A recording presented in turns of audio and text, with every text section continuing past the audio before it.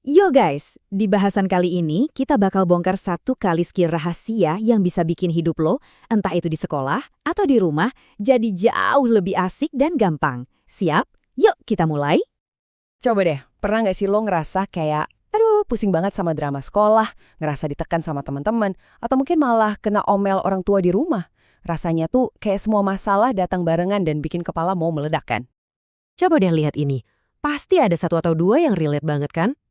Grup WhatsApp yang isinya gosip mulu bikin males. Atau diajakin bolos sama geng yang dianggap keren, jadi serba salah. Belum lagi dimarahin ortu gara-gara HP, pusing mikirin PR dan ujian yang numpuk. Dan yang paling sering, bingung sama perasaan sendiri. Normal banget kok. Nah, kalau lo ngerasain itu semua, please banget, jangan ngerasa sendirian.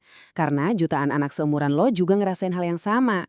Dan yang paling penting, semua ini ada solusinya. Ada cara buat ngatasinnya. Dan solusinya ini jujur kayak punya superpower beneran. Namanya kecerdasan emosional atau yang sering disingkat EQ. Percaya deh, ini adalah kunci rahasia buat jadi jagoan dalam ngadepin semua tantangan hidup. Oke, apa sih sebenarnya kecerdasan emosional itu? Gampangnya gini deh. EQ itu kemampuan kita buat sadar sama apa yang kita rasain. Oh, gue lagi marah nih. Oh, gue lagi sedih. Terus ngerti kenapa kita ngerasa gitu. Dan yang paling jago, bisa ngatur emosi itu. Bukan cuma buat diri sendiri, tapi juga jadi peka sama perasaan orang lain. Keren kan? Nah, ini nih analogi yang paling gampang buat dicerna. Bayangin ya, kecerdasan emosional alias EQ itu tuh kayak otot di tubuh kita. Semua orang punya, tapi biar kuat ototnya perlu dilatih kan? Nah, latihannya itu adalah 7 kebiasaan efektif ini.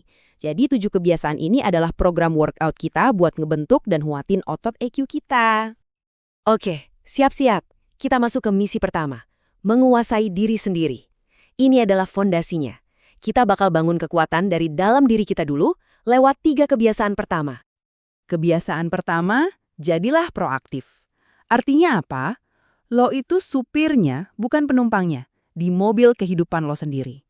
Lo yang pegang setir, lo yang nentuin mau belok kemana, mau ngerem atau ngegas. Bukan cuma ngikutin arus atau omongan orang lain. Dengerin deh kutipan ini, dalam banget artinya. Stimulus itu kejadiannya, misalnya lo diejek temen. Respons itu reaksi lo, misalnya langsung marah. Nah, di antara ejekan sama kemarahan itu ada sebuah jeda sepersekian detik.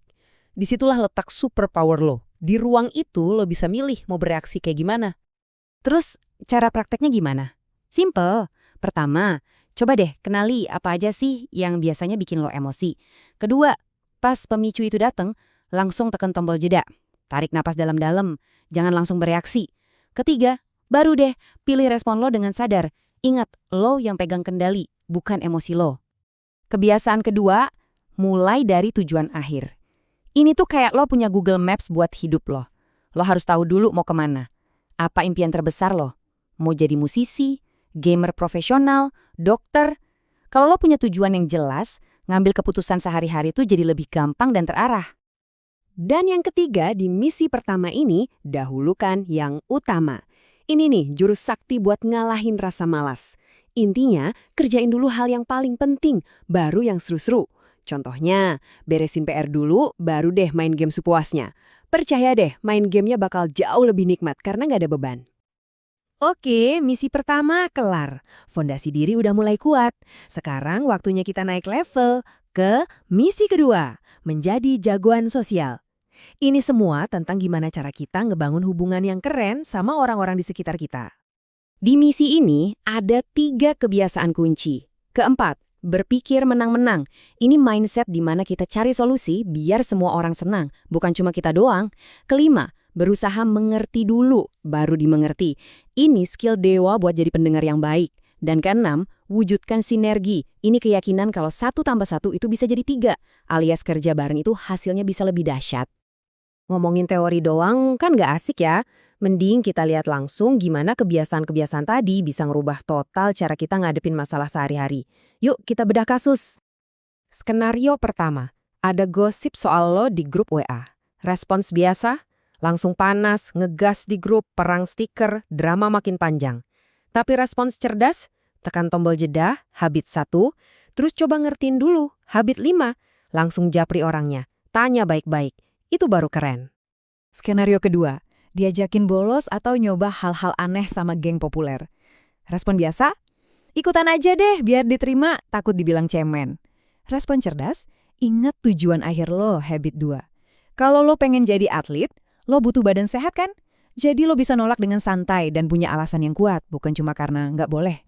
Skenario ketiga, dimarahin ortu gara-gara main HP melulu. Respon biasa, banting pintu, mutung, nganggap ortu nggak ngertiin kita. Nah, respon cerdas itu pakai habit kelima. Coba ngertiin dulu. Mungkin ortu marah bukan karena benci sama HP-nya, tapi karena khawatir sama nilai atau kesehatan lo. Coba deh pahami itu, pasti respon lo bakal lebih dewasa. Oke, kita udah ngelewatin 6 kebiasaan. Tapi ada satu lagi yang super penting buat ngejaga semua ini. Ini soal the long game. Gimana caranya ngejaga superpower EQ ini biar nggak gampang habis baterainya? Kebiasaan ketujuh, dan ini penutup yang penting banget. Asahlah gergaji. Kedengarannya aneh ya? Intinya gini, lo harus ngeluangin waktu buat ngerawat diri sendiri. Buat nge-charge diri lo biar nggak burn out atau kehabisan energi. Dan nge-charge-nya itu harus seimbang di 4 area ini. Anggap aja kayak 4 bar baterai. Ada baterai fisik yang di-charge dengan olahraga dan tidur cukup. Baterai mental di-charge dengan baca buku atau nonton video inspiratif. Baterai sosial di-charge dengan nongkrong sehat sama teman. Dan baterai spiritual bisa dengan merenung, ibadah, atau sekedar bersyukur. Ingat banget kalimat ini ya, lo nggak bisa menuang dari cangkir yang kosong. Maksudnya, lo nggak akan bisa jadi teman yang baik, anak yang baik, atau murid yang baik kalau diri lo sendiri lagi kosong dan capek. Jadi, ngerawat diri itu bukan egois, itu sebuah keharusan. So, dari semua yang udah kita bahas, intinya adalah kecerdasan emosional itu bisa dilatih. Nah, sekarang tantangannya buat lo. Gak usah semuanya, pilih satu aja. Dari 7 kebiasaan tadi, mana satu kebiasaan yang mau lo coba terapin mulai minggu ini? Mulai dari yang kecil aja dan rasain sendiri bedanya. Semangat mencoba ya!